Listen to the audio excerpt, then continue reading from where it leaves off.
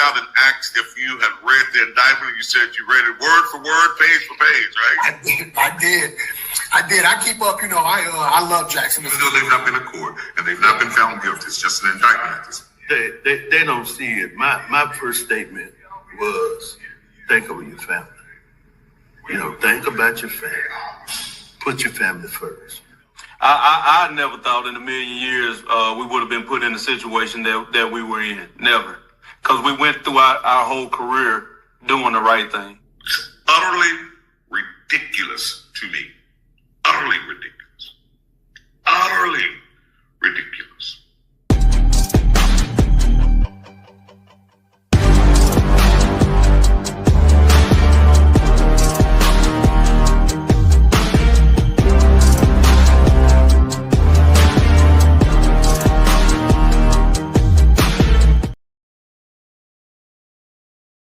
And good evening, everybody. Welcome to tonight's edition of the Othor Cain Show. I'm Othor Cain. Glad to have you aboard on our Tuesday evening. We're excited about the show tonight. Coming up in just a few moments, we'll talk about the presidential search that's happening on the campus of Jackson State University. There's a relatively new organization that is formed. I'm going to give you complete details on that. I've got some great guests here to talk about their vision for the next president of the I Love Jackson State University. First, though, want to remind you that we are extremely excited to have you with us on the live stream tonight. We certainly do appreciate your support. Your support helps us control the narrative. It helps us go beyond the headlines and tell real significant stories the way that only we can. But we cannot do that without your support and without your generosity. So I just want to simply say thank you, thank you, thank you. Next week, we're going to start doing some banners with names and shouting out folk that are supporting us and sponsoring us, and we are absolutely excited about it. We could not do this work without you. So thank you, thank you, thank you, thank you, thank you. Want to jump in, apologize for coming on just a little bit late tonight. We were tied up in meetings and then got stuck in traffic. Who knew Jackson, Mississippi had traffic after 5 o'clock? Who knew that, right? But let's jump in. I'm excited to have this conversation tonight. As most of you are keenly aware, Jackson University has gone through its fair share leadership changes. I can't even count the number of presidents Jackson State University has had within the last few years. I can say this, though, far too many, right? And this group has assembled because they want to not only have a seat at the table, but they want their voices to be heard. And they've laid some things out, and I've been very impressed with the work that the group called Project 1877 that they have done in terms of really rallying support and really pulling together a very strong coalition of alumni, community supporters, and other stakeholders in the Jackson State community. So we are excited tonight to have Brother Mark Dawson with us, and we're also excited to have Francis Leeson with us as well. So I want to say good evening to the both of you, and welcome to the Othor Cain Show. Glad to have you here. Hey, thank you for having us. How are you? Man, I am. I'm good running, but I'm good, and I am just absolutely excited to have this conversation. I think that we'll start with you two giving us some of your background. Just tell us who you are, your connection to Jackson State, and then we'll get into the pros and cons of this presidential search. So, Francis, we'll start with you. Let's start with you. Good evening, Othor. I'm Francis Leeson. I am a 86 graduate of Jackson State University, second generation, and actually have children that have attended. So really, my family is a 3-generation Jacksonians. I'm also a proud member of a lifetime member of the Alumni Association. I live here in Atlanta, and I work in as an industry technologist here. Very good, very good. And Brother Mark, man, I started following your writings. I used to be the managing editor at the Mississippi Link. And this last month, I think I've gone back to help them out because their editor has been hospitalized, and so I've gone back to help them out with some copy editing. And when I started seeing this stuff come across the desk, I was like, "Whoa, this is good stuff." So, Brother Mark, tell us a little bit about yourself. So I'm a 1989 graduate of Jackson State in computer science, actually. So any writing that you have seen of mine is by God's good grace. My training is actually in computer science. I'm also a Jackson State parent as well. So those are my two connections. And originally from Chicago, and like Fran, I live in Atlanta now. Very good. Very, very good. So thank you both for being with us tonight. And I want to start here. I just really want to start just as well. Let me start here. Let me say this first. So I did reach out to IHL for an appearance on the show tonight. I asked specifically for Dr. Cunningham to be a guest. I was to do the show in segments. So I asked for Dr. Cunningham to be a guest, but he declined and said he was not available through the spokesperson at IHL. And after he declined, and I then asked for, and I just went blank. Who did I ask for after that? He was interim president at Alcorn at one point, and he kind of leads the space at IHL. I just Rankins, Commissioner Rankins. Gosh, Al Rankins. And so I asked for Dr. Rankins after that, and he too declined. And so I did have an opportunity, in full transparency, I did have an opportunity to speak with the communications director at IHL, John Sewell. And John and I had a conversation because I was emailing him privately. And so we had a phone conversation after both declined. He asked that I call him and said that he didn't want to go back and forth with email. And so he said, there's just really nothing to talk about at this point. The RFP is posted. There's just not a whole lot to talk about at this point or at this juncture in the search process. But there's a page, on the website where Jacksonians can go and fill out this and fill out that. And while I understood that, I was kind of disappointed that we could not have a conversation. But he did say to me that as they moved through the process, then we can, kind of circle back and figure out how to have a conversation with them. So that's my transparency there. But I think that my first question for you guys would be to just kind of talk about why we are here. And there's Vanessa. How are you, ma'am? Good to see you. Long time. So let's just talk about in your minds, why are we here again? And either one of you could take a stab first. Well, we're here again because Jackson State has had several presidents in a very limited amount of time. I think with my youngest son, he did not see, he went through at least two presidents. The one before him went through probably one or two. It's just been a lot of change compared to perhaps the times that we were going through the university. And I'm not going back to old times. I just think that there needs to be some consistency in terms of leadership, and there needs to be transparency in terms of the search as we go about picking the next president. We have not seen that even. Gotcha. Mark, what are your thoughts? Well, so let me say that the reason that we are here, we are being destabilized because we haven't had high caliber, consistent leadership. And it doesn't matter to me. When I say destabilized, I'm not saying it's intentional, unintentional, wittingly, unwittingly.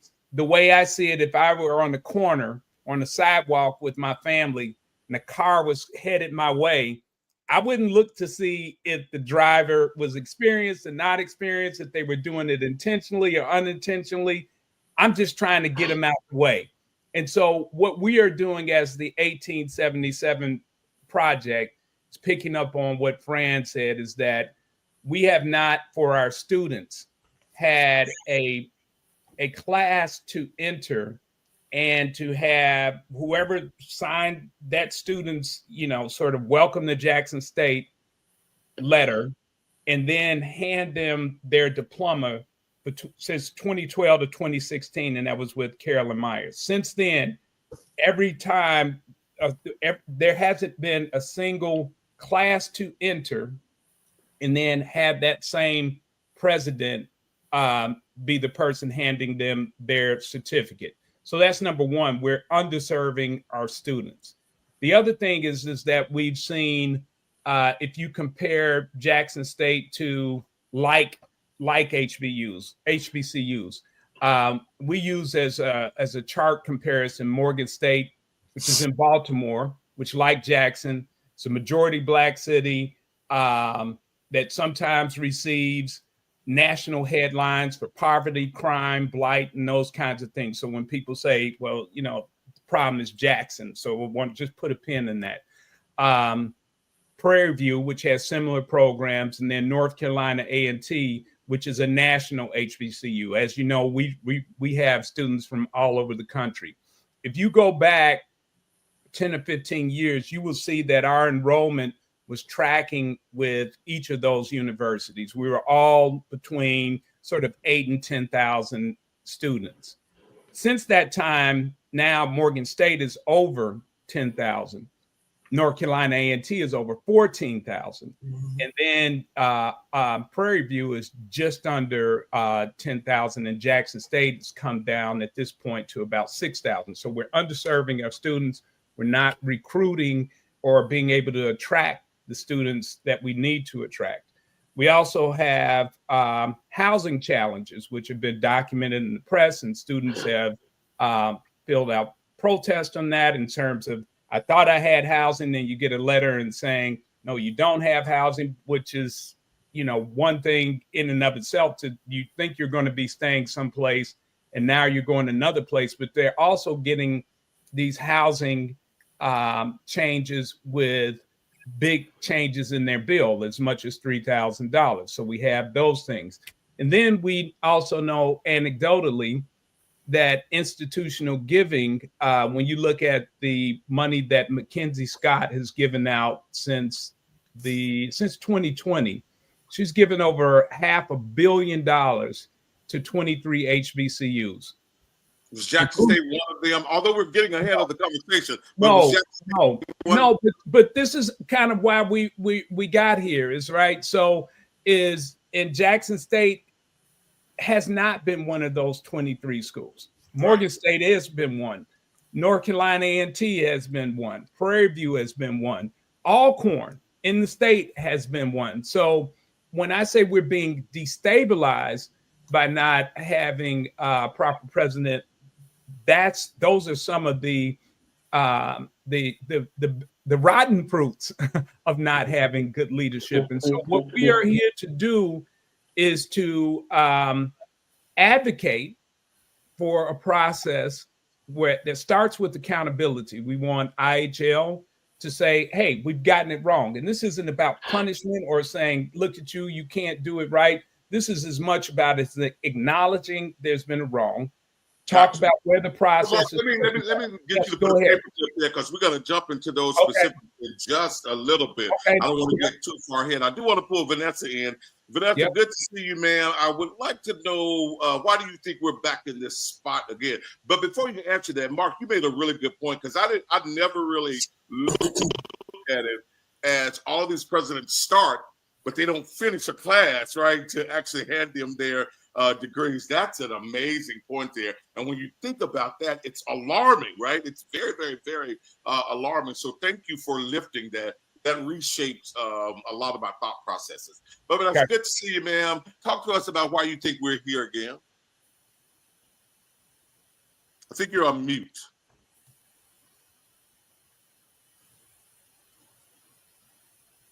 She's on mute.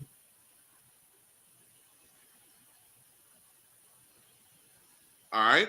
As we try to get her sound right, let's go to, is it Vanessa Quinn? That's the way most people pronounce it, but it's actually Venetia. Yes. Benicia, Good evening, I everyone. looked at it again. I was like, nope, that's not Vanessa. Benicia, good evening to you. Tell us a little bit about your background and tell us why do you think we're here again. And then we're going to jump into some specifics of what we're looking for. Okay. My name is Venetia Quinn, known as Vanessa Quinn. I'm a 1986 graduate of Jackson State University with a BS in finance. Lived in Atlanta for 35 years, just relocated back less than a year ago to Mississippi. I'm a true advocate for the students and for our old college home, Jackson State University. Shortly put, I think we're here again because we have way too many people who are not held accountable. Period. It's really just as simple. They got to be held accountable. I think you're absolutely right. I think IHL, if we're honest, I think IHL has done a very poor job with its selection of presidents at Jackson State. We're going to delve more to that. Vanessa, did we get your sound up? Let's try again. Yes. If at first we don't succeed. And I think that's exactly what has happened here, Othor, is we've failed to do just a couple of very simple things that my colleagues have already alluded to.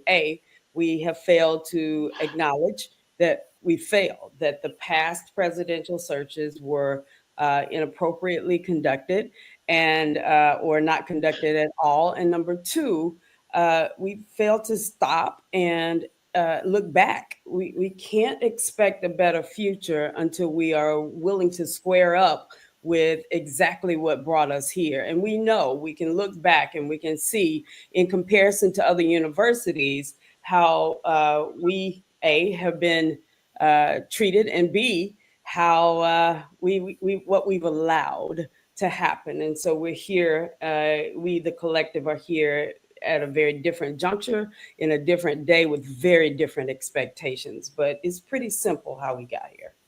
Very good, very good. So now, so Mark, I want to go back to you because you lifted some really good points. So tell me the outreach that 1877 has done to IHL, not your other constituents yet, but to IHL, to really position yourselves to be a part of this process. I know you guys showed up at the last board meeting, and I know that you presented a letter, but outside of those two mediums, what have you really done to immerse yourselves inside of IHL and this process? So I'm not quite sure what you mean by immersing ourselves into IHL. I do think it's important to back up to say that at our formation, we've been at this 18 months at this point. And we started actually in working with Dr. Thompson's administration and looking at and tackling tough issues. Our first watchword is around partnership. And so we were meeting regularly with members of his team, looking at tough issues around housing. We were going to begin to tackle enrollment and institutional giving and those things. And so when he resigned unexpectedly and abruptly, we then began to look at, okay, this is a pattern and it has to stop. And so our engagement and really reaching out to IHL began with that point of saying, hey, we've had this three consecutive presidents who have come and gone, leaving under murky circumstances or without any reason, in very short tenure, and not really being able to even accomplish anything. And we want some change. So our primary reach out has been through our petitioning or email campaigns to say that we want accountability, we want transparency in the search, and we want to be included. We've also done a survey of alumni around what are the traits that we would like to see in our next president.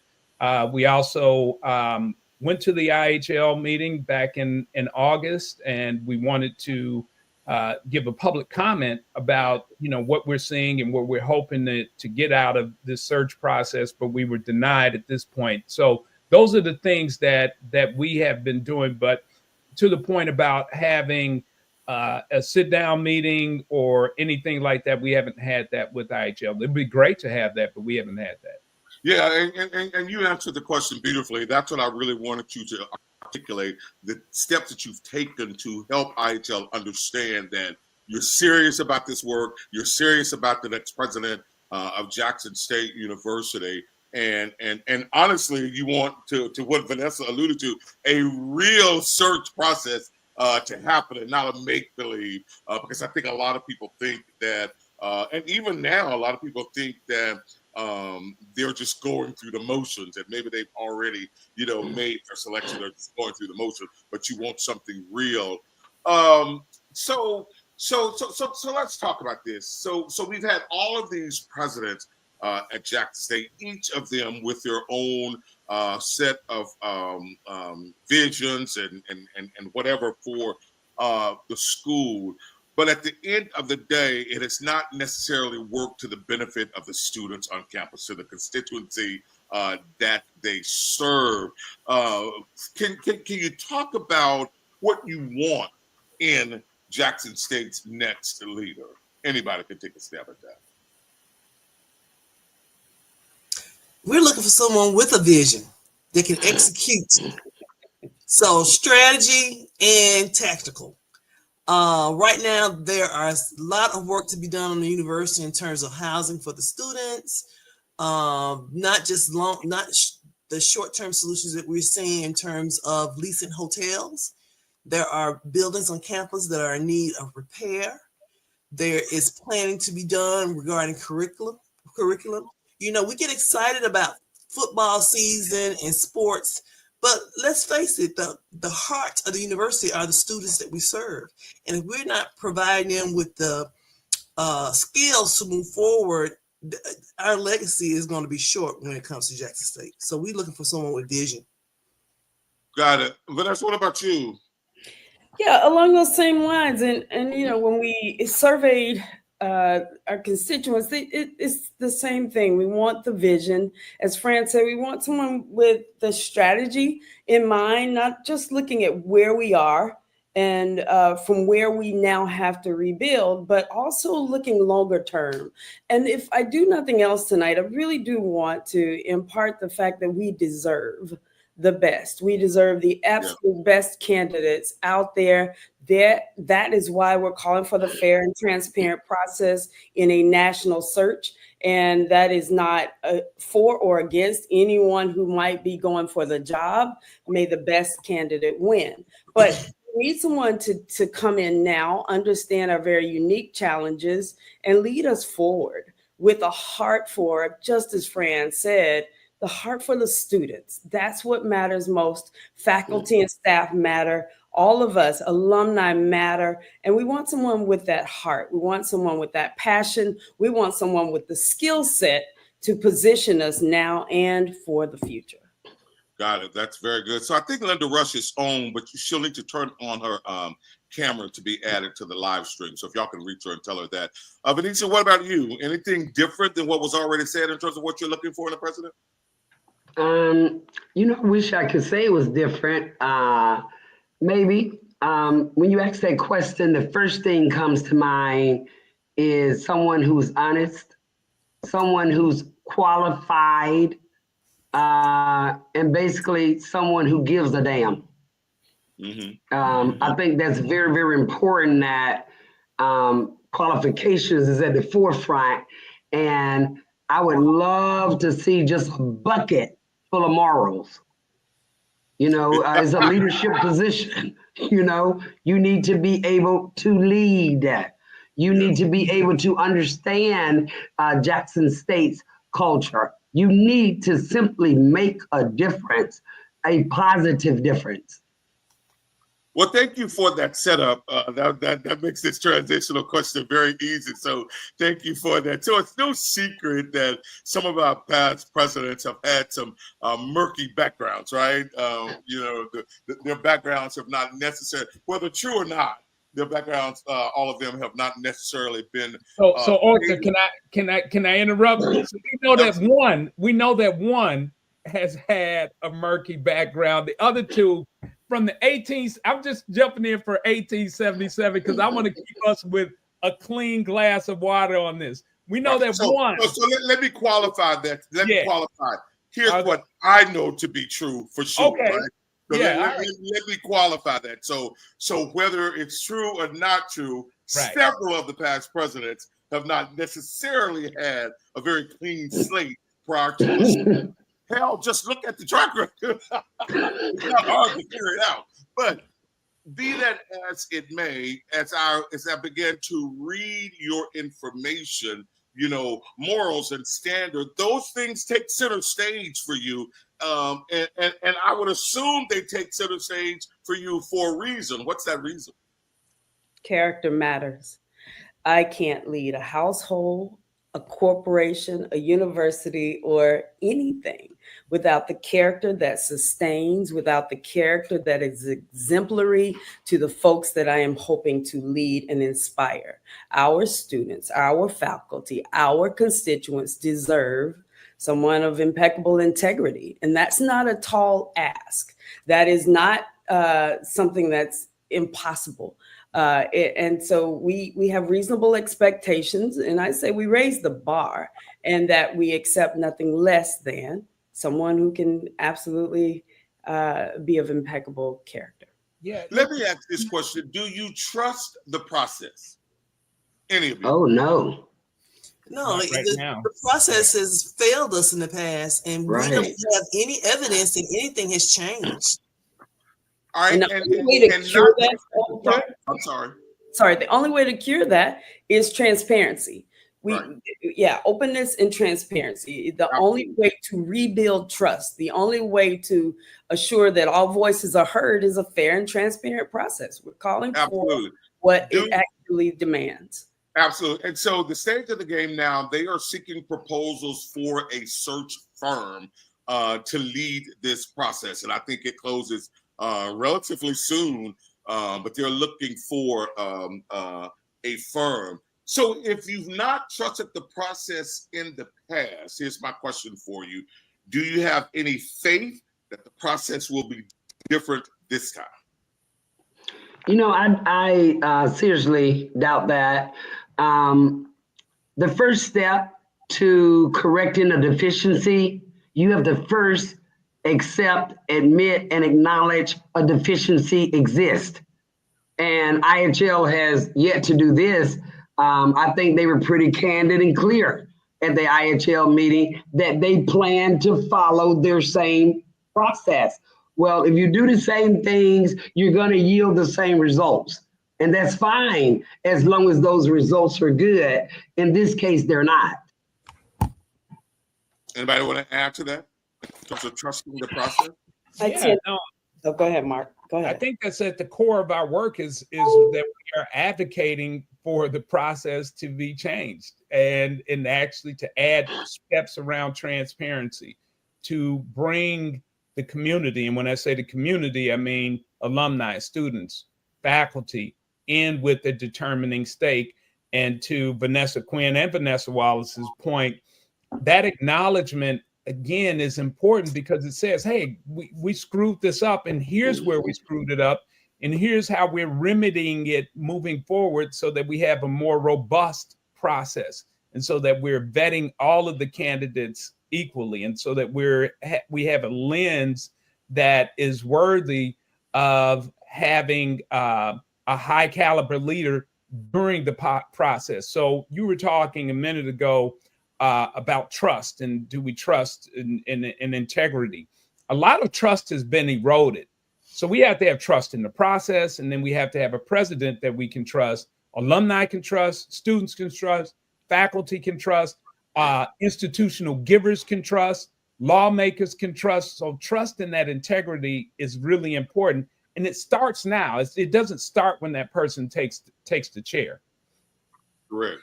Yeah, I'm an eternal optimist, Othor, and I tend to believe beyond your wildest dreams. Like I just believe. But this time trust the process a lot less than I trust the power of our people. And that when we band together, when we unify around this key messaging and around our expectations, and we make our voices known and heard, I trust the power of that. And I have to get up every day as we continue this fight, believing that more and more folks will come, more and more people will rally and demand that their voices are heard. That is what we can trust. That's what you can trust. That's a great point. I like that, because my question was going to be, if you don't necessarily trust the process, I would assume then that some of your work would be centered around pulling folk together that can help aid in that, right? That can help, I guess, speak to IHL and get IHL to do things differently. Is that correct? It is correct. I think we've already moved the needle to whatever degree that we have in that regard. Like we've created a rallying point. I believe our work has given people information and raised awareness, and therefore folks know where to go to participate. And that's all we want to see, in addition to the fair and transparent process, in addition to the right president for the university. We want to see people come together, and we want to see us move the needle. And so when we talk about how we got here, or what brought us here, I tend to define here a little bit differently than it has been in the past, that we're getting some different results, and those results matter. I've got to say that I do agree with you, because I do think that you have raised a level of awareness that heretofore was not there, right? I do think that you have created a space for more engagement, right? I find oftentimes that we're so reactionary instead of getting ahead of the process. So I think what you're doing has been really good. I will ask this though. 1877 versus the National Alumni Association. What's the difference? There is no versus. It is a highly complementary relationship with regard to, how we feel about each other. Our missions are different, though, and there's no. That's the verse, though. But that's the versus, right? The verse simply means difference, right? Not anti. Not anti. But not anti, and we do want to for that, right? We are in contact with the Alumni Association. Our missions are different, and what we are able to accomplish is different. And if we look historically at our people, there have always had to be these different groups, these different factions, not competing, not at odds with each other, but accomplishing the same goals in a very different way. And it's the same with us. All of us are alumni members. All of us, most of us are lifetime members. And so you are looking at the Alumni Association, in one regard, and in another regard, you're looking at a group of folks who said, we want to tackle this differently. And we need all hands on deck. So join the Alumni Association. I know we've said that, repetitively. We want folks to join the association, but we also want folks to come to this work knowing that it's a different approach. Yeah, can I add to that? Can I add to that? Politically correct, Vanessa, but you're absolutely right. I love it, and I see the difference. There's a stark difference between the work and I like it. Somebody was saying something. I'm sorry. Can I add to that? I want to say that, given that this year especially is Medgar Evers' centennial, he would have been 100 this year. And we are building on the momentum of memory. COFO, Council of Federated Organizations, was an organization created specifically because we had, in the state of Mississippi and in Alabama, but specific to Mississippi, you had the NAACP doing work. You had Martin Luther King in the SCLC doing work. You had SNCC doing work. You had CORE doing work. And what Medgar jumped in and said is, hey, we need to work together. We all have different strengths and different missions and show up that way. And so I understand what you're saying with the verses, but the Alumni Association does some things really well. And where we're coming in and rounding that out is taking on a different lane and a different voice, all in the uplift of Jackson State. Right. And versus, again, simply means the difference. And I will acknowledge, while they do some things well, they have failed in a lot of areas. But that's a conversation for another day. That's not why we're here. Listen, so the vetting of the candidates, in my mind, and Yumika brought this point up, the vetting process doesn't seem to be thorough enough. Anyone can look good on paper, but what do people that have worked alongside them and under them have to say about that? Talk to me about how you guys feel about the vetting of these candidates. I would be excited if there was actual vetting. I mean, we don't have any proof that there has been any vetting. It's been stated that with Dr. Thompson, he didn't even apply for the job. So seems to me that particular selection vetting was completely absent. So I would love to see vetting in the first place. I would like for IHL to actually show that there is a vetting process. Share that vetting process with us so we can in turn understand that it actually exists. Yeah. I think also, I worked in project management. I'm also, like Mark, a computer science graduate. One of the things you do at the end of a project, whether it's deploying a news application or hiring a new university president, is you take a look at the process. What did you learn? Yes. That you can take forward and do it better. That question has been asked publicly, even by the Mississippi governor, but yet we have yet to hear what was learned and what they're going to do that's different. So when you ask me about vetting, I agree with what Vinicia is saying. There needs to be some vetting process, but we haven't seen any evidence of what is being done. And are they expecting this research group that they're hiring to do all of the work? I was reading that RFP today in preparation for this, and one of the things that stood out to me, which is weird, and I don't know why it stood out, but it did stand out. One of the things that stood out was the fact that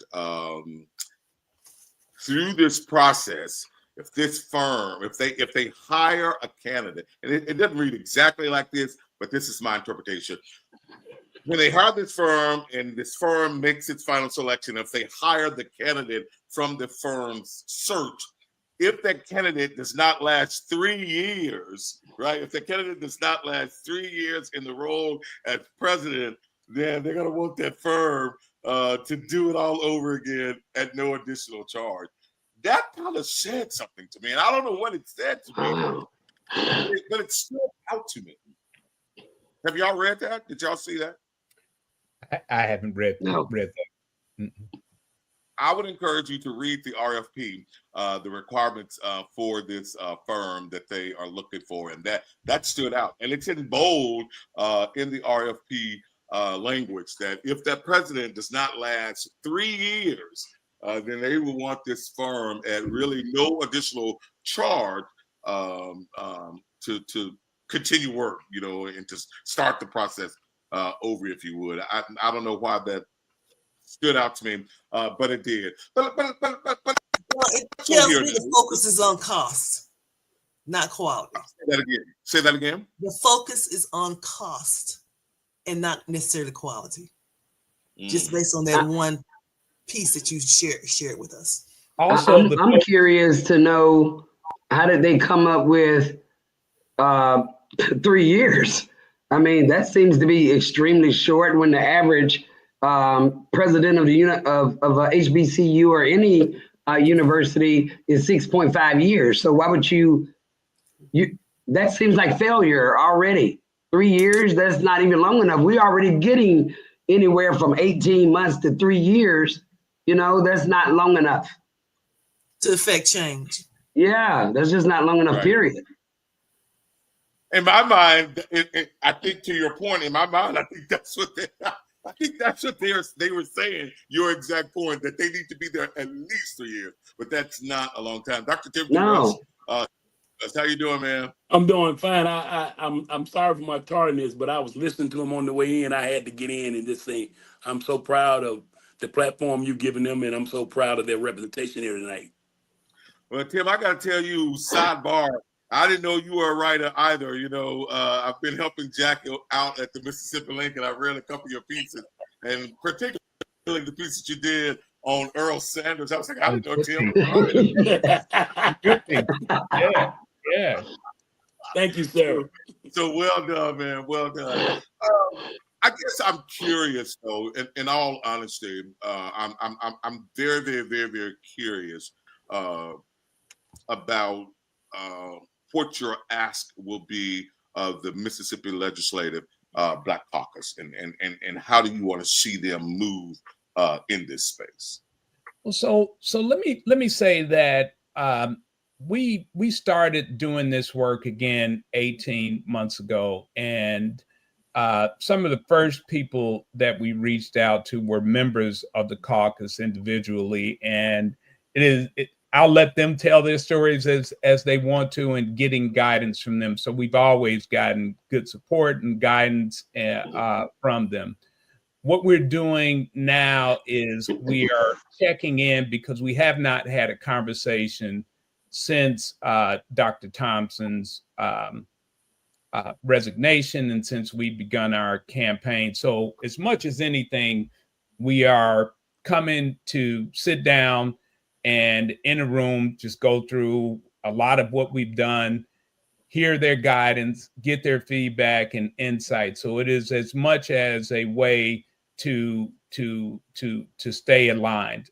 Again, our first order of business is to partner. We don't want to.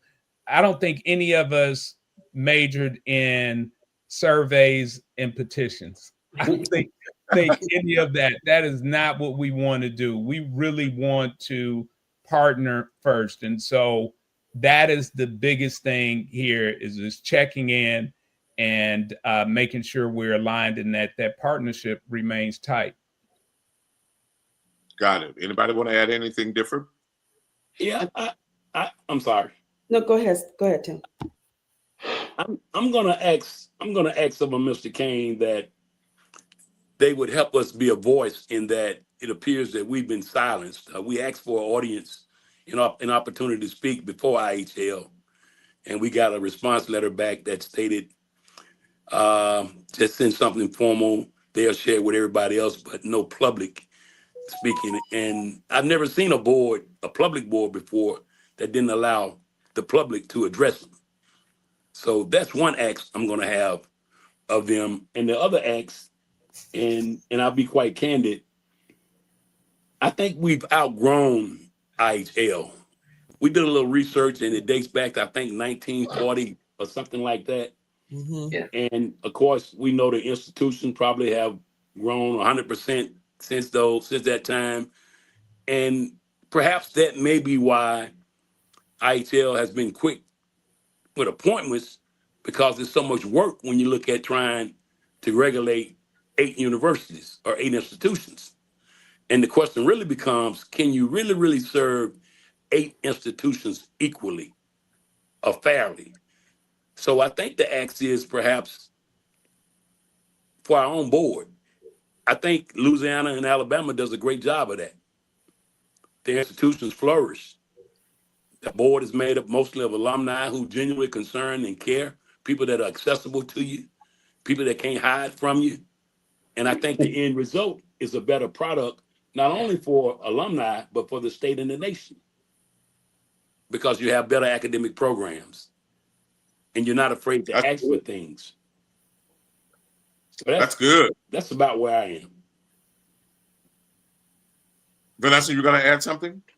Yeah, we're asking of the legislators exactly what we're asking of all the other constituents, is to come to this fight, this situation urgently, and with all the wherewithal you muster and can bring, and to actually be the change agents that help us usher in a new process perhaps even a new approach, as Tim has alluded to.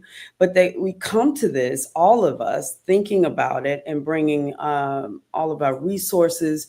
And actually, for some of those legislators, it's going to be a continuation. For others, perhaps they haven't been as engaged. But let's all do this self-check and get here with the resources that this particular situation deserves.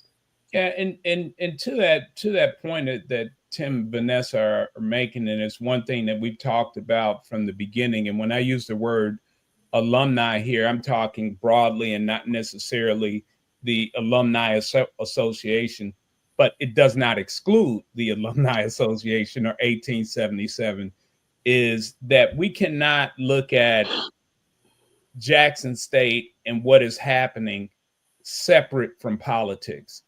Our legacy organizations and institutions and advocacy groups, especially in this era, are going to have to become overtly more political and more politically savvy.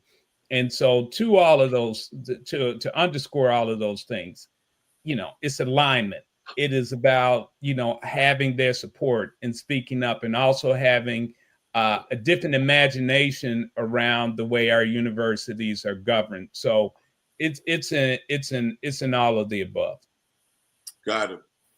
What happens if we get to the end of the process and you guys have not been involved, a selection is made? What does 1877 do? I think we keep working. We're committed to the institution. We ran into that when we first started with the previous administration. We wasn't happy with that selection.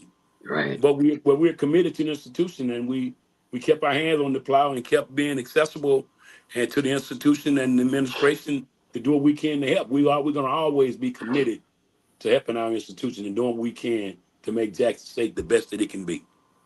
Yeah, and to that end, there's one thing that I think we try to do when we're talking about this.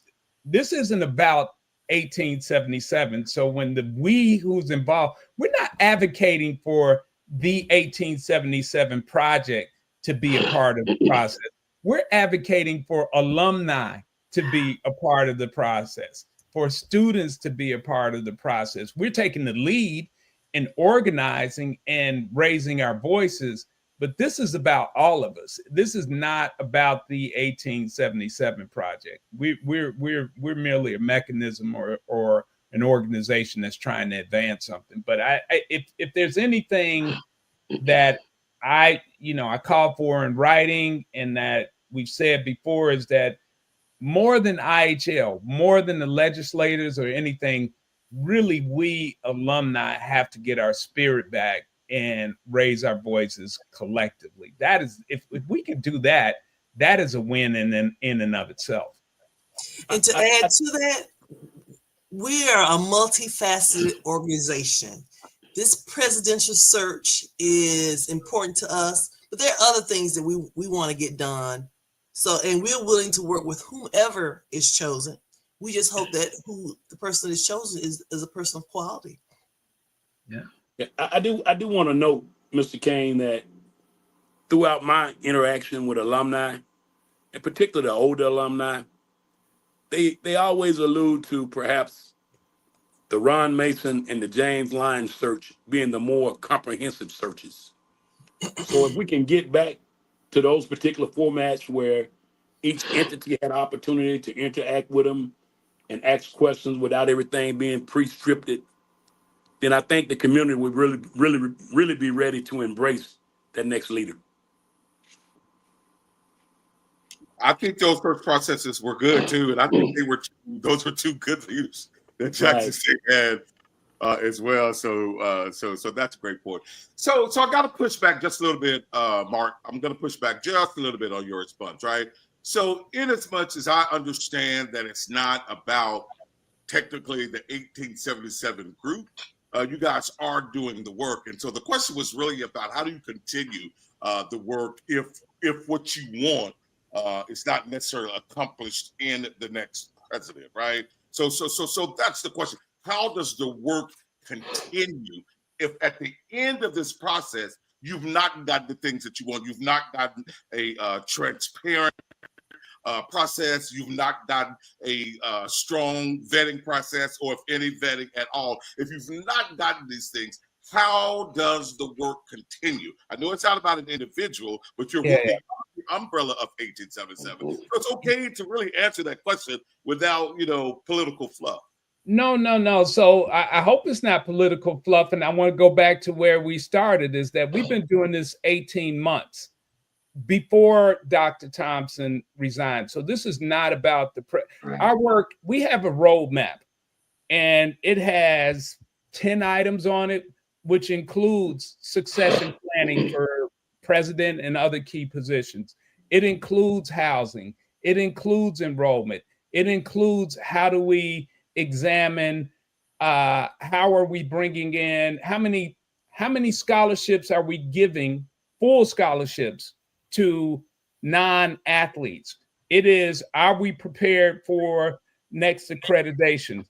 Are we looking to move? It's fine that we are the only HBCU in Mississippi that is Carnegie Research level 2, but we should be going to research level 1. So we have a roadmap of things that go beyond this. This presidential search is just an event that's creating a sense of urgency here around this. And I think it's also really, really important. There weren't, when I was at the Alcorn game, just shortly after Dr. Thompson was appointed, I don't know anybody who was excited about that. I think a lot of people were miffed. But we in good faith said, this is the person who our president is now. And we engaged with him and his team, and we'll do the same. We're Jacksonians. This isn't we're a new organization, but we're not a one-trick pony. Right. Exactly. Right. I do. Good deal. I do want to add. I like that answer much better. I want to add one other thing, though, Mr. Cain. Yes, sir. Just the old dean of students come out of me as it relates to the processes. Registration today, as if we knew it. And that bothers me when we can go to other institutions and register with your cell phone in about 10 or 15 minutes, and we still stand in lines. We got to fix it. We got to fix it. I mean, we losing students because they stand in line frustrated because we can't move the needle. And every year we know that the students are coming, and for whatever reason, it seems like we're not prepared to receive them. We got to fix it. Hey, y'all need to hire Eddie Fair in the tax collector's office, because he learned how to move those taglines. Right.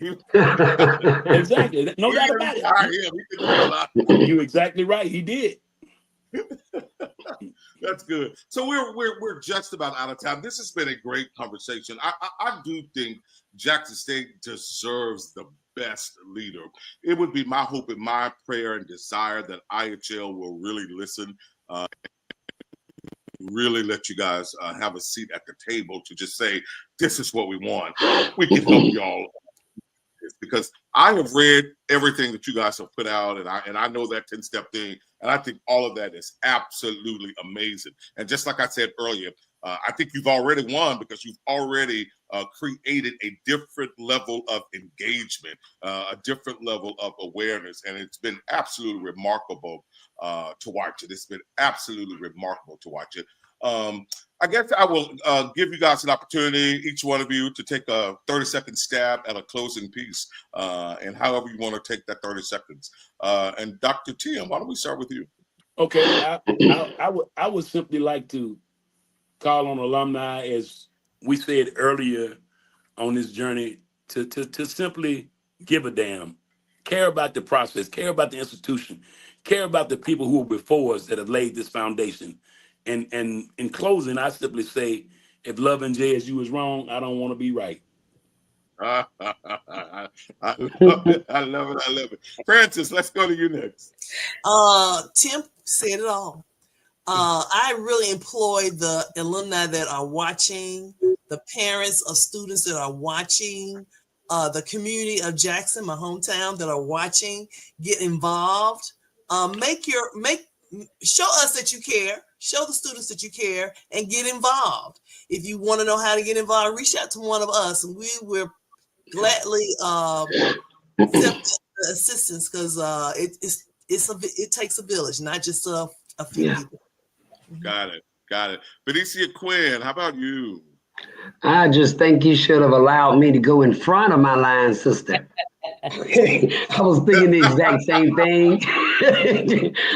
Mine is going to be short, and really all I was going to say is to tag on to Fran, it does take a village. Okay, we need supporters. We need more alumnus like ourselves and others out there that want to get involved.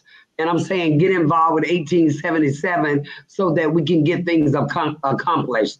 So, show us that you care about Jackson State as much as we do, and help us move this project along. Help us get a lot of the deficiencies turned into positive things. So we just need supporters. We need people who are willing to jump in this fight with us. Very good. Vanessa, what about you, ma'am?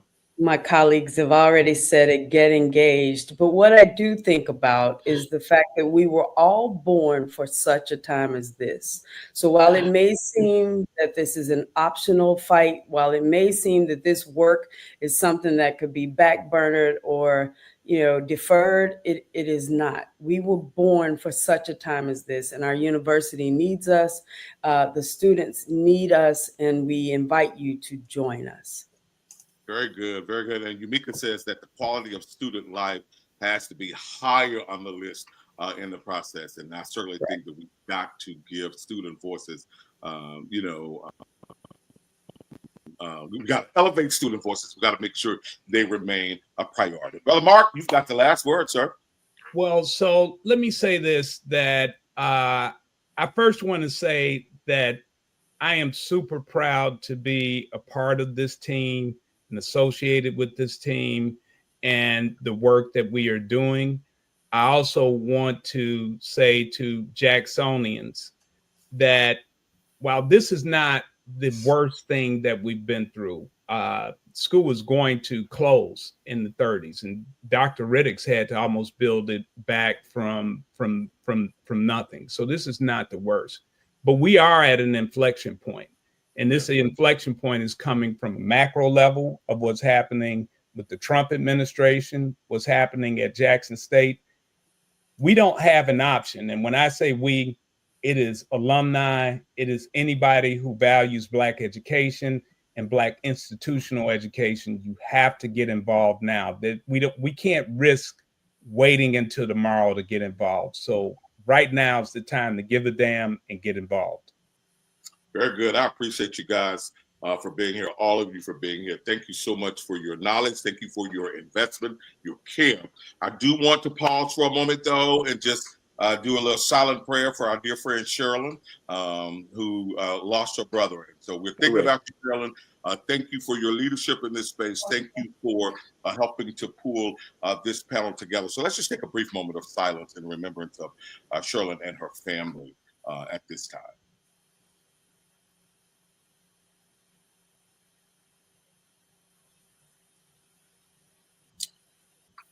All right. Thank you very much. We wish you well, Sherilyn. We're praying. Let us know if we could do anything for you. Thank you all so much for being with us tonight. This was a great conversation. I wish you all the best. I will be at your meeting with the Legislative Black Caucus to cover it for the Mississippi Link. So I'm looking forward to that conversation as well. We remiss, Othor, if we didn't thank you. Thank you for the platform. Yeah, thank you for the space. Thank you for the space. Thank you for the space. Thank you. Yes. Absolutely. Yes, my pleasure to do it. Y'all have a good night. Thank you for do the same. Everybody, thank you for joining us tonight. We really do appreciate a great conversation with the 1877 project from Jackson State University, a group of committed alumnus of Jackson State, really working hard to ensure that the legacy of Jackson State mission of Jackson State continues, and I'm very proud of their work. I don't think that I've seen a more organized group get involved in this space, and to the point that they've been working for the last 18 months, that really speaks volumes. So thanks for joining us tonight. We do appreciate it. We'll talk to you again.